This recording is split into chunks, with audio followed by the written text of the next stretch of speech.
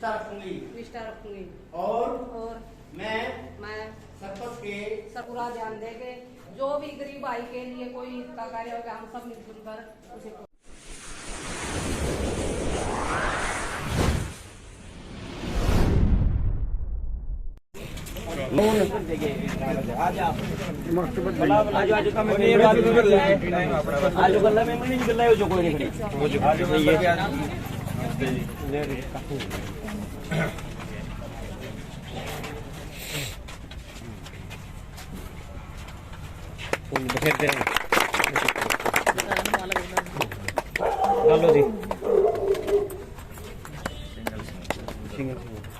Member हो जो ladies वो आगे पहले ये मेंबर है जी सारी। बस इनको सभी को डाल दो आओ चलो कौन नहीं डाल दो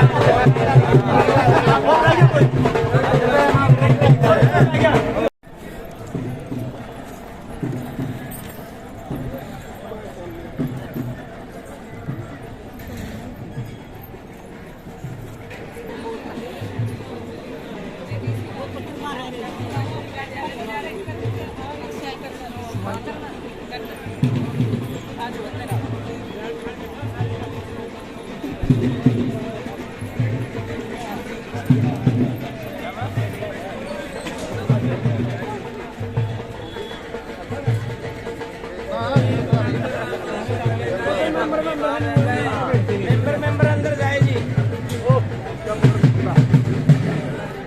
सरकार के सेशन होते हैं, राज्यसभा के सेशन होते हैं, लोकसभा के सेशन होते हैं। तो जिम्मेदारी के साथ अच्छे काम करने की योजना बनाने के लिए, अच्छे प्रस्ताव पारित करने के लिए जिला परिषद और पंचायत समितियों में सेशन एक दिन से करेंगे भी सही, ऐसा मेरा मानना है। हमारे ग्रामीण क्षेत्र के अंदर लागू के बाद पूर्ण रूप से आप ये नहीं कह सकते कि पंच बन गया, सरपंच बन गया, विधायक बन गया या प्रधानमंत्री बन गया, जो भी बन गया। और इसी तरह से मैं एक थोड़ा ब्रीफ में आपको बताना चाहूंगा। जो हमारा पंचायती राज सिस्टम है, वैसे संवैधानिक दर्जा इसको 1993 में मिला, 24 अप्रैल 1993 में। और 24 अप्रैल को आप 2010 के बाद लगातार ये पंचायती राज दिवस के रूप में भी मनाया जाता है। और प्रारंभ से ही, प्राचीन काल से ही जो पंचायतों का सिस्टम है, मतलब किसी भी तरह भी चल रहा हो, वह पंच का रूप में हो, वह 10 आदमी हो उसके हैं, तो वो शुरू से ही प्राचीन काल से ही चल रहा है। लेकिन इसके बाद अपने वैदिक ग्रंथों में भी इसका अर्थ मिलता है, वह 5 आदमी पंच जहां परमेश्वर, तो उनकी बात मानी जाएगी। तो इसी तरह से फिर आप और आगे आए, इसमें मध्यकाल में आए तो वहां भी पंचों का महत्व था, सरपंचों का महत्व था। इसके बाद अपने जो अंग्रेज आए, लॉर्ड रिपन जो नाम का अधिकारी था, उसका जो काल था वो पंचायत के लिए स्वर्णिम काल कहा जाता है, क्योंकि इसने पूर्ण रूप से आधार दे दिया कि भाई गांव में पंचायती सिस्टम होना चाहिए। लेकिन भारत में जो पंचायती राज का असली जामा 2 अक्टूबर 1959 को जो पंचायती राज है वो राजस्थान के नागौर जिले से इसकी शुरुआत हुई थी। जो हमारे तत्कालीन प्रधानमंत्री थे पंडित जवाहरलाल नेहरू, उन्होंने उद्घाटन किया था। एक गांव है भगदड़, वहां से इसकी शुरुआत हुई है। और इससे पूर्व जो पंचायती राज आपने अपनाया, इससे पूर्व क्या था, बलवंत राय मेहता कमेटी, सुंगल समिति थी और अशोक मेहता कमेटी थी। मतलब कई कमेटियों ने इसका प्रारूप तैयार किया। इसके बाद वह कभी 5 साल हो गया, कभी मेंबरों से सरपंच बन गया, कभी वह सरपंच का चुनाव सीधे गया। लेकिन धीरे धीरे फिर सरकार ने क्या किया, 73वां और 74वां संवैधानिक संशोधन जो 1992 में सरकार लाई और 24 अप्रैल 1993 से ये पूर्ण रूप से लागू हो गया। इनका कार्यकाल 5 वर्ष फिक्स कर दिया गया है। और जैसा कि आप देख रहे हैं, हरियाणा गवर्नमेंट ने जो महिलाओं को 50% आरक्षण भी आपको दे दिया। तो मैं आप सभी का विद्यालय परिवार में पहुंचने पर आप सभी का धन्यवाद देता हूं। वार्ड नंबर 1 से कौन है पंच? खड़े हो जाओ आप। गांव करोदा कला की नव निर्वाचित किताबों देवी। अच्छा, मैं बोलूंगा, आप साथ आपका मुंह उड़ा दे, कोई नहीं, खोल दो उसमें, आपका मुंह उड़ा दो, बस खोल दो। ले जाओ। मैं किताबों देवी पत्नी हवा सिंह ईश्वर की शपथ लेती हूँ कि मैं सत्यनिष्ठा से प्रतिज्ञान करती हूँ कि विधि द्वारा स्थापित भारत के संविधान के प्रति सच्ची श्रद्धा और निष्ठा रखूंगी और मैं सरपंच के पद के रूप में अपने कर्तव्यों का निष्ठापूर्वक और शुद्ध अंत्यकरण से निर्वहन करूंगी तथा मैं सभी प्रकार के लोगों के साथ बिना किसी भय या पक्षपात स्नेह या वैमनस्य के संविधान तथा विधि के अनुसार न्याय करूंगी।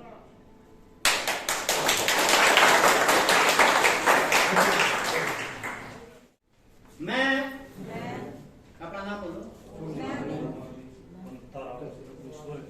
ईश्वर की शपथ लेता हूँ कि मैं सत्यनिष्ठा से प्रतिज्ञान करती हूँ कि विधि द्वारा स्थापित भारत के संविधान के प्रति सच्ची श्रद्धा और निष्ठा रखूंगी और मैं पंच के पद के रूप में अपने कर्तव्यों का निष्ठापूर्वक और शुद्ध अंतःकरण से निर्वहन करूंगा तथा मैं सभी प्रकार के लोगों के साथ बिना किसी भय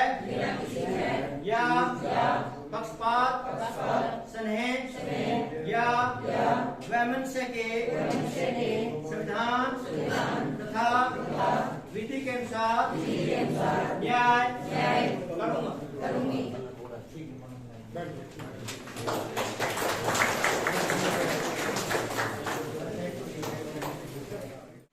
और सभी बैठकर सभी अध्यापक, गांव से आए हुए सभी मौजूद और ये किताबो देवी, श्रीमती किताबो देवी, सरपंच श्री हवा सिंह, सभी पंचायत मेंबर, आपके सुनने पर गांव की तरफ से, इस स्कूल की तरफ से एसएमसी के नाते मैं आपका बहुत बहुत धन्यवाद करता हूँ। और एक बुजुर्ग बात कहा करते, अकबर जिस घर में एक पाड़ी रे काली मजबूत हो, वो घर कभी पीछे नहीं रहता। तो आज मैं एक मंत्र दूंगा आपको पंचायत को,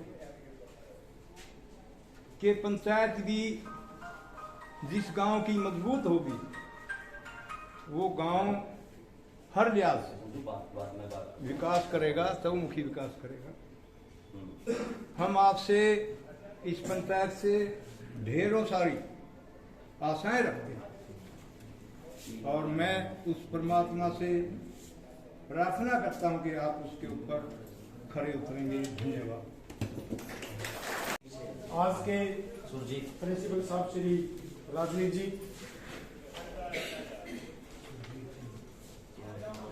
गांव की पंचायत के नव निर्वाचित सरपंच और पंच साहिबान, आपका इस विद्यालय में आने पर, शपथ ग्रहण समारोह में पहुंचने पर मैं पूरे विद्यालय की तरफ से आपका हार्दिक अभिनंदन करता हूं, स्वागत करता हूं और साथ में ये उम्मीद करता हूं कि इस पंचायत में मैं देख रहा हूं काफी युवा चेहरे हैं, पढ़े लिखे, गांव के जो मतलब मोदी जात में लगा लो या गांव के विकास का कार्यभार गांव के लोगों ने आज के आपको सौंपा है, गांव के विकास का जिम्मा।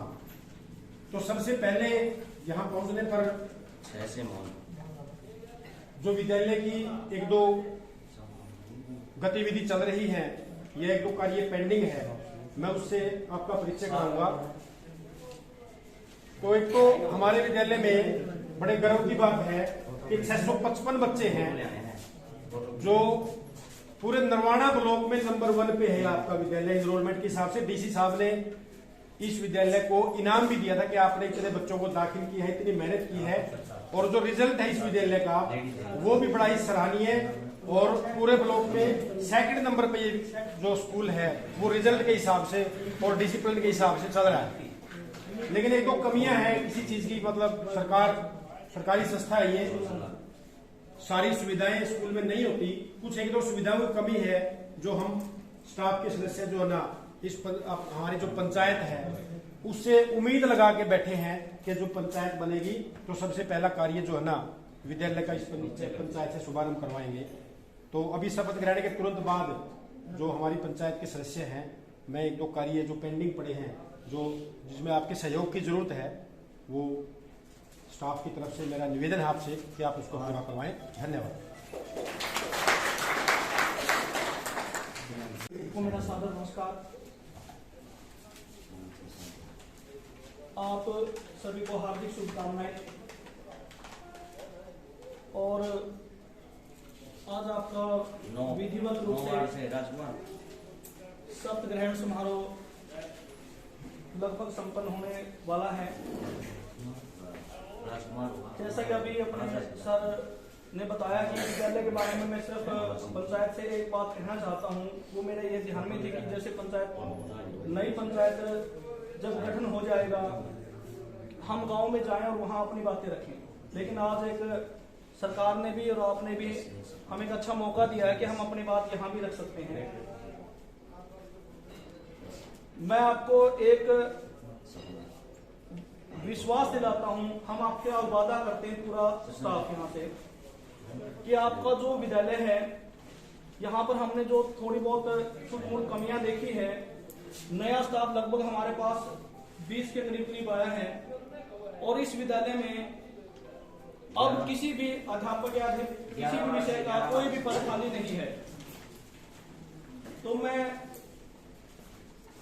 पूरी पंचायत से आग्रह करूंगा कि जो नया सेशन होगा हम आपको एक अच्छा यहाँ रिजल्ट देंगे, हम अपने लक्ष्य को पूरा करेंगे और जो आपके मन में ये रहता है कई बार कि सरकारी स्कूल में पढ़ाई नहीं होती, हम उसको ये दिखाएंगे कि सरकारी स्कूल भी जो आपके गांव में इतने बहुत बड़े बड़े प्राइवेट स्कूल हैं उनके बराबर हम टक्कर देंगे, टक्कर नहीं उनसे हम ज्यादा भी निकलेंगे। लेकिन मैं आज पंचायत से एक अनुरोध जरूर करूंगा हाथ जोड़कर कि आप पूरे गांव को ये जरूर प्रेरित करें कि भाई जो आज वर्तमान जो स्कूल हैं जो धीरे धीरे सरकार बंद कर रही है, अपने बच्चों को सरकारी स्कूल में भेजें।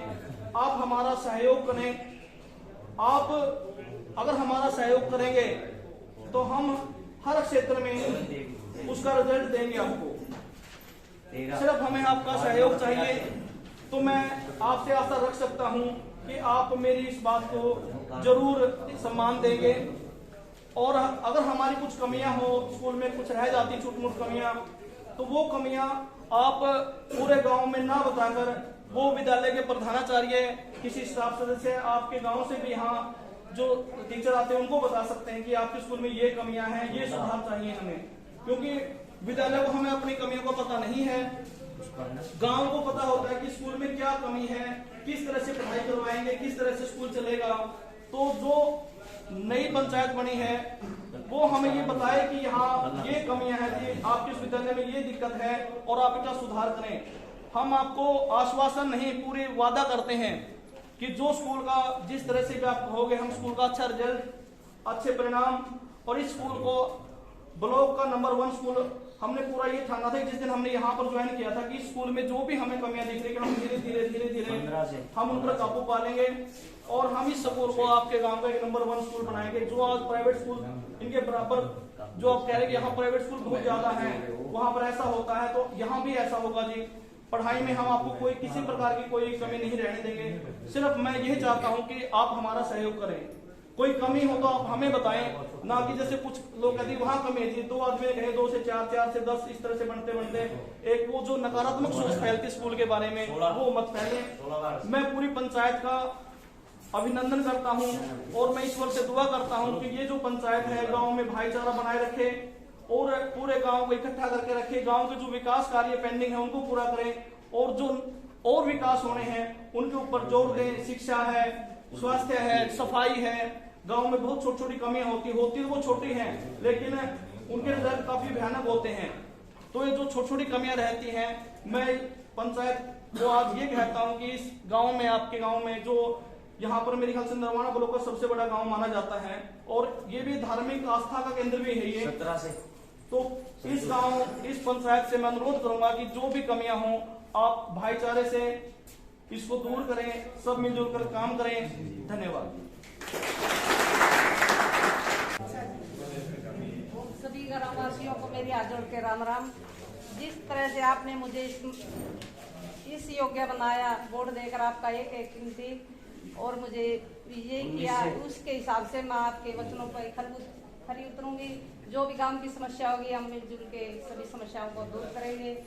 जैसे स्कूल की समस्या है उसको भी दूर करेंगे, जैसे कूड़ा करकट गलियों में ढेर लगे पड़े हैं उसको भी उठवाएंगे। साफ सफाई पर पूरा ध्यान देंगे। जो भी गरीब भाई के लिए कोई हित का कार्य होगा हम सब मिलजुल कर उसे पूरा करेंगे। यही बात